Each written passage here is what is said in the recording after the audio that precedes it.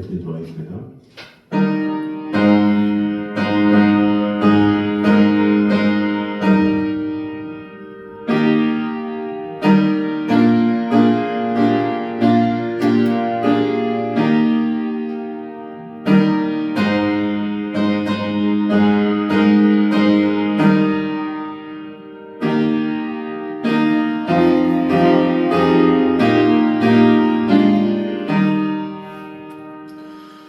사랑은 여기 있으니 우리가 하나님을 사랑한 것이 아니요 하나님이 우리를 사랑하사 우리 죄를 속하기 위하여 화목제물로 그 아들을 보내셨습니다. 아버지 하나님, 주님께서 우리를 위한 화목제물이 되어주심에 감사합니다.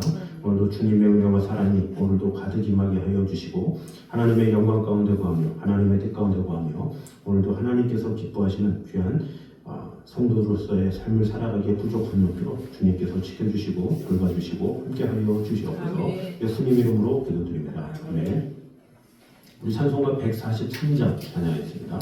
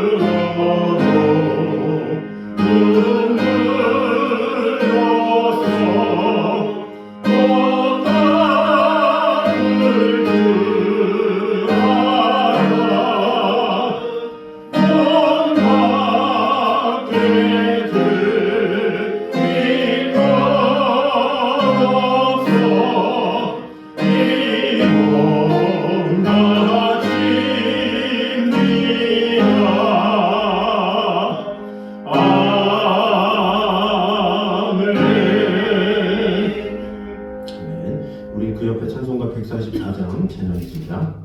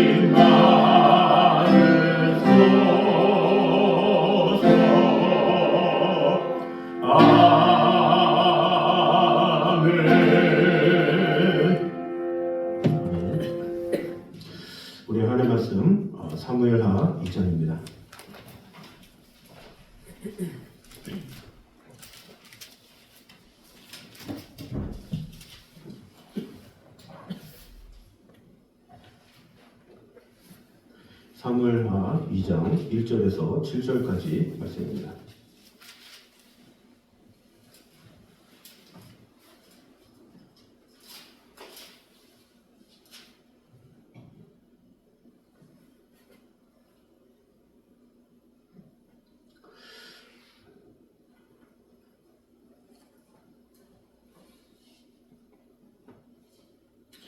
우리 한 목소리로 같이 돌아가겠습니다. 그 후에 다윗이 여호와께 여쭈어 아뢰되 내가 유다 한 성읍으로 올라가리이까 여호와께서 이르시되 올라가라. 다윗이 아뢰되 어디로 가리이까 이르시되 헤브론으로 갈지니라. 다윗이 그의 아내 이스라엘 여인 아히노함과 갈멜 사람 나발의 아내였던 아비가일을 데리고 그리로 올라갈 때에 또 자기와 함께한 수종자들과 그들의 가족들을 다윗이 다 데리고 올라가서 헤브론 각 성읍에 살게 하니라. 유다 사람들이 와서 거기서 다윗에게 기름을 부어 유다 족속의 왕으로 삼았더라. 어떤 사람이 다윗에게 말하여 이르되 사울을 장사한 사람은 길르앗 야베스 사람들이니라 하매 다윗이 길르앗 야베스 사람들에게 전령들을 보내 그들에게 이르되 너희가 너희 주 사울에게 이처럼 은혜를 베풀어 그를 장사하였으니 여호와께 복을 받을지어다. 너희가 이 일을 하였으니 이제 여호와께서 은혜와 진리로 너희에게 베푸시기를 원하고 나도 이 선한 일을 너희에게 갚으리니 이제 너희는 손을 강하게 하고 담대히 할지어다. 너희 주 사울이 죽었고 또 유다 족속이 내게 기름을 부어 그들의 왕으로 삼았음이니라 하니라. 아멘.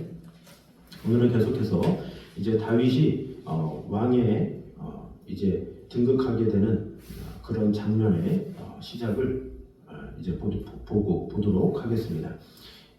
그 왕이 된 것은 이 다음 부분에 이렇게 되지만 사실 이 본문을 통해서 이제 다윗은 이 왕이 된 것과 마찬가지로 이렇게 된 것이죠. 그래서 4절에 보면 유다 사람들이 와서 거기서 다윗에게 기름을 부어 유다 족속의 왕으로 삼았다 이렇게 본문에 기록되어 있죠.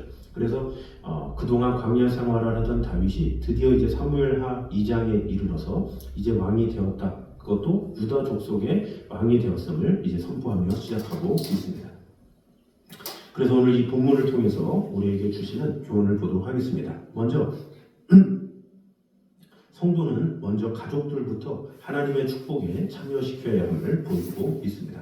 2절은 다윗이 헤브론으로 귀국하는 내용이 나와 있습니다. 2절을 보면 다윗이 그의 두 아내 이스라엘 여인 아히노함과 갈멜 사람 나발의 아내였던 아비가일을 데리고 그리로 올라갈 때에 이렇게 말합니다. 이 본문에서 다윗이 그의 가족부터 먼저 데리고 가는 모습이 나와 있습니다.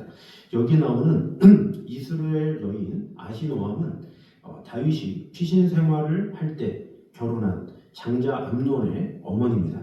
또 아비가일은 악한 부자였던 나발의 처였으나 그 지혜와 아름다운 용모로 인해서 다윗의 처가 된 부인입니다. 그 역시 고난의 시절에 만난 조강 지처입니다. 즉 다윗은 영광을 얻는 길인 헤브론으로 갈 때 그 가족부터 우선 데리고 간 것입니다. 뿐만 아니라 다윗은 훗날 하나님의 법궤를 예루살렘 성에 안치했을 때도 그 기쁨을 가족과 함께 나누고자 먼저 가족들을 찾아왔습니다. 그것이 사무엘하 6장에 기록되어 있습니다. 성도들은 이와 같은 다윗의 행동을 귀감으로 삼아야 할 것입니다.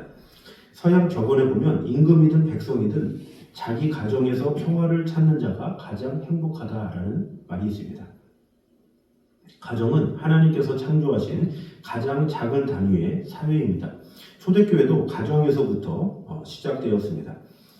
이 마가의 다락방에 모여서 그곳에서 기도하면서 이렇게 시작이 되었죠.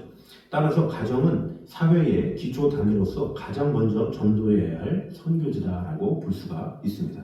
그래서 신앙의 훌륭한 인물들을 보면 먼저 자신의 가족들이 하나님의 백성이 될 수 있도록 힘을 다했습니다. 아브라함 같은 경우는 어땠습니까? 너로 말미암아 큰 민족을 이루겠다라는 약속의 말씀을 듣고 그는 자신의 이 하나님의 말씀에 딸은 그런 약속의 자녀인 이삭을 낳기 위해서 기나긴 세월을 보내죠. 그러면서 그 이삭의 배우자를 정하는 문제라든지 어떤 자신의 삶 가운데 그 가정이 먼저 하나님의 뜻 가운데 거하는 것에 최우선을 다했습니다. 야곱도 마찬가지죠. 이 야곱에게 수많은 이 자녀들이 있었죠. 그런데 그 수많은 자녀들이 하나님의 뜻 가운데 거할 수 있도록 마음을 다했고 결국에는 이 창세기 마지막 부분 창세기 49장에 보면 이 야곱의 축복의 내용이 나오죠. 루벤에 대해서, 시므온에 대해서, 레위에 대해서 한 사람 한 사람 불러서 축복해 주면서 그들로 말미암아 하나님의 영광, 하나님의 일들이 일어날 수 있도록 축복기도 하는 내용이 나오죠. 그래서 그 야곱의 이름을 하나님께서는 이스라엘이다 이렇게 불러주셨고 장차 그 이스라엘을 통해서 12지파가 나오게 된 것이죠. 그리고 욥도 마찬가지고 또 신약에 보면 고넬료도 그렇습니다. 또 감옥에서 갇혔을 때 바울과 실라가 갇혀서 기도했을 때 갑자기 옥문이 열리므로 이 감옥의 간수가 당황케 하죠. 그때 이 간수가 자신의 집안 식구들을 불러서 이제 세례를 받는 장면이 나오는데 이런 모든 것들을 보면 자신의 가족부터 먼저 하나님의 사람으로 온전케 되면서 이 성경의 역사도 시작된 것을 볼 수가 있습니다. 그러므로 우리가 최우선으로 전도해야 될 대상은 가족이고 또 주님의 사랑을 가장 먼저 실천할 대상이 바로 가족이다라는 것이죠. 디모데전서 5장 8절에 보면 누구든지 자기 친족, 특히 자기 가족을 돌아보지 아니하면 믿음을 배반한 자요 불신자보다 더 악한 자니라 이렇게 말씀하고 있습니다. 우리는 이 말씀을 항상 기억하면서 우리가 주의 영혼들을 위해서 마음을 다하고 또 전심을 다하지만 더불어서 내 사랑하는 가족을 위해서 먼저 마음을 다하며 그 영혼들에게 최선을 다해 하나님의 뜻을 전하기에 힘쓰는 끝까지 기도하기에 힘쓰는 저희는 되시기를 주님의 이름으로 축원합니다. 두 번째는 그리스도와 함께 고난을 받으면 그리스도와 함께 영광도 받게 됨을 보여주고 있습니다. 3절을 보면 또 자기와 함께한 추종자들과 그들의 가족들을 다윗이 다 데리고 올라가서 헤브론 각 성읍에 살게 하니라 이렇게 말씀하고 있습니다.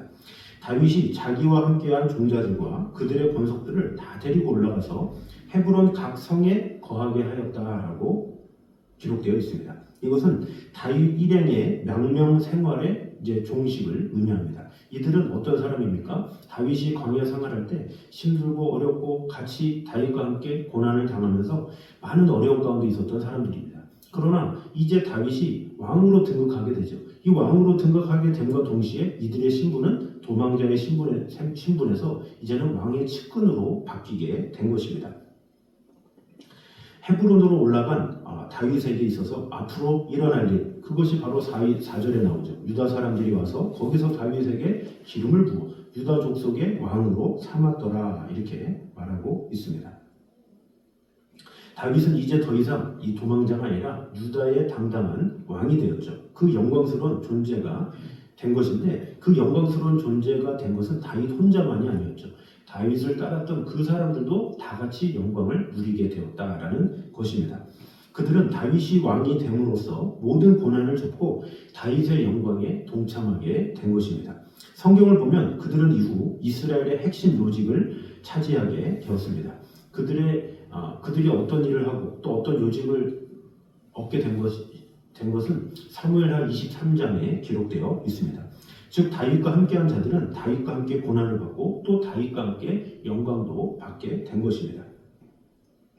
그런데 이것은 그리스도와 우리 성도들 사이에서도 마찬가지입니다. 즉 우리가 그리스도와 함께 고난을 받으면 또한 그리스도와 함께 영광도 받게 되는 것이죠. 로마서 8장 17절을 보면 자녀이면 후사 곧 하나님의 후사요 그리스도와 함께한 후사니 그와 함께 영광을 받기 위하여 고난도 함께 받아야 할 것이니라 이렇게 말씀하고 있습니다. 이 말씀은 성도가 그리스도로 인한 고난을 인내해야 함을 교훈하기 위해서 주신 말씀입니다. 그러나 우리는 이 말씀을 통하여 그리스도와 함께 고난을 받으면 그리스도와 함께 영광도 받는다라는 사실을 분명하게 알 수가 있습니다. 실질적으로 이 세상에 살다 보면 어떤 정책을 함에 있어서 자신이 어떤 사람을 세워서 대통령으로 만드는 경우가 있죠. 그렇게 해서 대통령으로 만들면 사실 그 대통령이 된 사람만 영광을 받습니까? 아니죠. 그 대통령이 되기까지 많은 수고를 한 사람도 결국에는 같이 영광을 받죠. 그래서 대통령이 당선이 되면 대통령도 좋아하지만 그와 함께한 측근들도 대통령 만세하면서 같이 좋아하게 되는 것이죠. 그러다가 그 대통령이 어떤 뭐 비리든지 어떤 일로 인해서 그가 감옥에 가든가 무슨 일이 생긴다. 그러면 어쩔 수 없이 그를 지지했던 사람들도 동일하게 같은 처벌을 받게 되는 경우가 많이 있죠. 그래서 결국엔 이 사람들은 어떻습니까? 대통령이 될 가망성이 있는 사람에게 더 수고를 하고 그 보상을 기대할 수 있는 그런 사람에게 더 투자를 하고 마음을 다하게 되죠. 또 다윗은 비록 사울에게 쫓기는 신세였지만 하나님께 선택되고 이스라엘의 왕으로 기름 부음을 받은 사람이죠. 이미 그와 함께하는 고난은 영광된 상황이었죠. 그래서 다윗과 함께했던 사람들도 결국에는 다윗이 왕이 될 것인데 이런 생각을 가지고 열심히 다윗과 함께했다라는 거죠. 그런데 결국 다윗이 왕이 되자 그 영광을 같이 누리게 된 것이다라는 것이죠. 마찬가지로 우리가 그리스도의 사람으로 하나님의 사람이라면 우리는 그리스도의 영광에 동참할 수가 있는 것인데 우리는 또 영광만 생각해서 그리스도와 함께함으로 나는 영광을 누리겠거니 생각할 수 있지만 사실은 그 영광을 누리기 위해서는 무엇이 선행되어야 합니까? 고난이 선행되어야 되겠죠. 그리스도의 고난에 온전히 동참할 때 우리는 그리스도의 영광에도 동참할 수 있게 되는 것이죠. 그런데 대부분의 이 성도들은 같이 고난받는 것을 싫어하죠. 힘들고 고난당하고 역경당하고 이런 것을 싫어하고 어찌됐든 영광만 얻으려는 그런 잘못된 생각을 가진 경우가 있습니다. 그러나 진정한 신앙생활은 그리스도와 함께 영광도 받지만 그 전에 고난도 받을 수 있음을 꼭 기억해야 하겠습니다. 그래서 지금도 이 사단은 공중 권세 잡은 자로서 많은 이들을 유혹하고 많은 이들을 넘어뜨리려고 하지만 우리는 그 어떤 유혹에서도 이겨내서 주님의 뜻 안에 거할 수 있도록 마음을 다하는 태도가 필요한 것입니다. 그래서 그리스도를 따르고 그리스도를 위해 일하는 성도들이 이 세상에서 고난을 당하는 것은 필연적인 것입니다. 그러므로 우리는 이 고난을 장차 주어질 영광을 바라보면서 감수해야 하는 것입니다. 만약 우리가 세상의 고난을 피하기 위해서 그리스도에게서 떠난다면 우리는 아무런 영광도 당연히 받을 수가 없게 되는 것입니다. 아울러서 사탄의 세력이 멸망할 때 그들과 함께 멸망하는 자리에 서게 될 수도 있습니다. 그러므로 우리가 그리스도와 함께 누릴 영광은 이 세상의 유한한 영광과는 절대적으로 다르다라는 것을 알아야 합니다. 오직 영원한 영광, 그것은 오직 그리스도에게 거할 때만 가능하다는 것을 우리는 알아야 합니다. 반면 그리스도와 함께하는 고난은 지극히 일시적인 것입니다. 그러므로 우리는 일시적인 평안이 아니라 영원한 영광을 바라보는 자들이 되어야 할 것입니다. 그러므로 우리가 그리스도를 온전히 믿음으로 영광을 받기 원한다면 그리스도와 함께 고난도 동참해야 함을 꼭 기억하므로 내가 죽든지 살든지 오직 하나님의 영광을 위하여 하나님의 뜻을 위하여 먼저 마음을 다하는 저를 되시기를 주님의 이름으로 축원합니다. 자, 마지막 세 번째로는 하나님은 성도의 선행을 다양한 경로를 통해서 반드시 갚으신다라는 사실을 보여주고 있습니다. 우리 뒤에 있는 5절에서 7절까지는 다윗이 사울의 시신을 거두어다가 장사를 해준 길르앗 야베스 사람들을 칭찬하고 축복하는 내용이 나와 있습니다. 이러한 부분은 성도의 선행에는 반드시 보상이 따른다라는 것을 알려주고 있습니다. 이 길르앗 야베스 사람들은 먼저 이 암몬 왕 나하스에게 협박을 받았죠. 너희가 항복하지 않으면 너희들 눈알 하나를 나한테 빼줘야 된다, 이런 협박을 듣죠.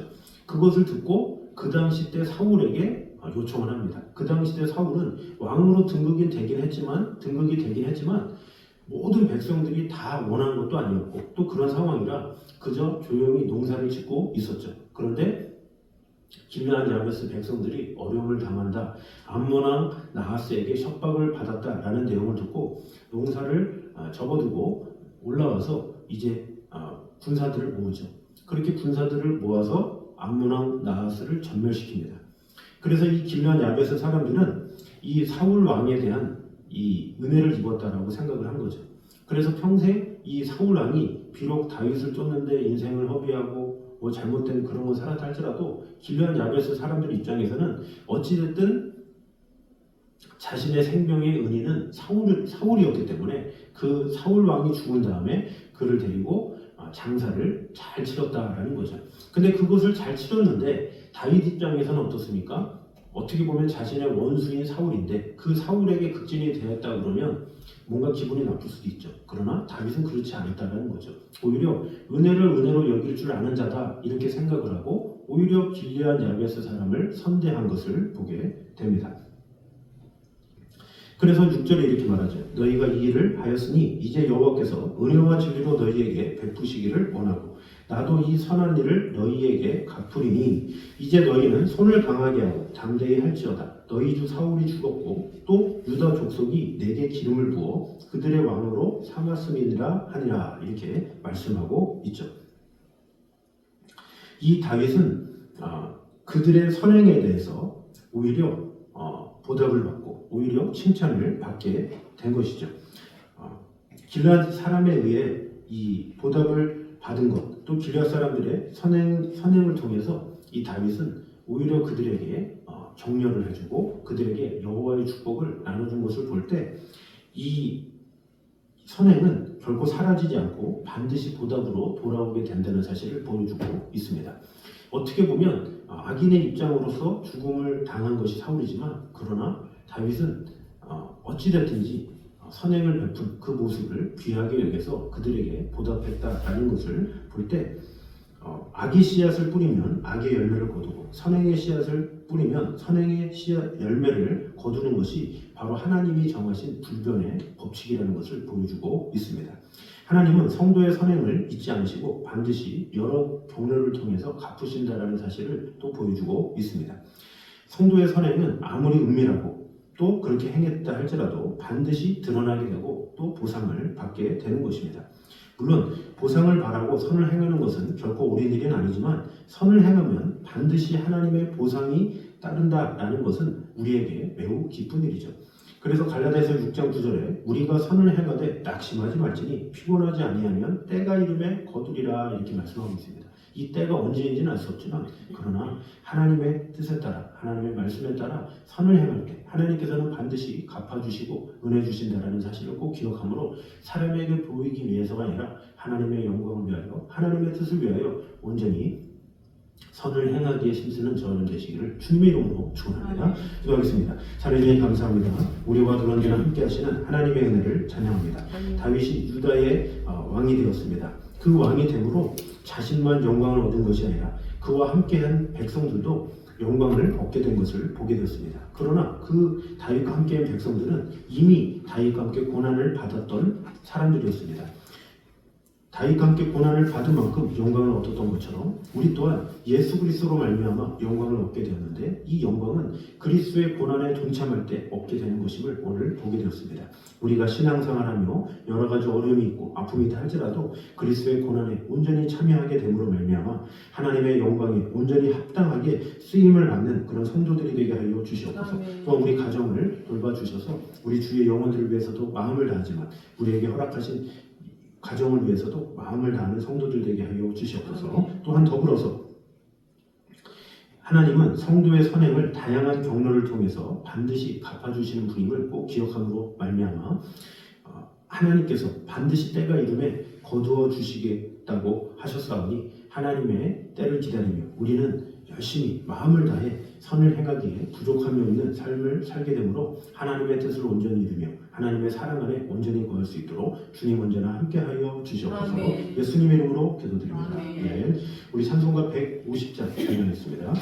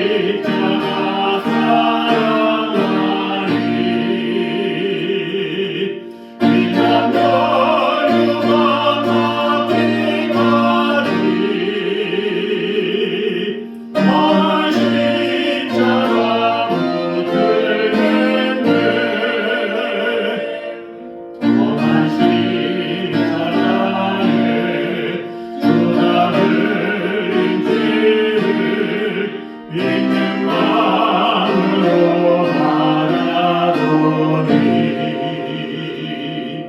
나를 용서하고 내게 사시려 주가 흘리신 보혈이라 내 웃음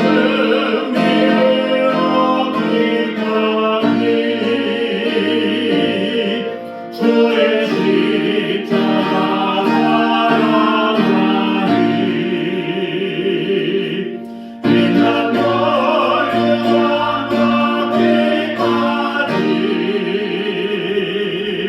험한 십자가 붙들겠네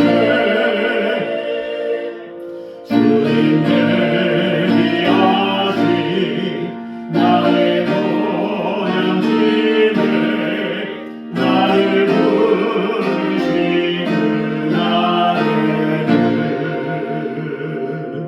영광 중에 계신 우리 주와 함께 내가 죽도록 동행하리 제 웃음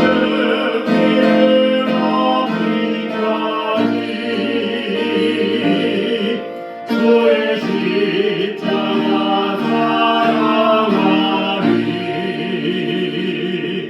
빛난 너희와 끝까지 험한 십자가 붙들겠네. 아멘. 이제 우리 주 예수 그리스도의 은혜와 아버지 하나님의 무한하신 사랑과 성령님의 교통하심이 늘 우리와 함께 계심으로 어디서나 언제나 선을 행하기에 힘쓰기 원하는 이 자리에 있는 모든 성도들 위해 이제부터 영까지 함께 있기를 간절히 축원하옵나이다. 아멘.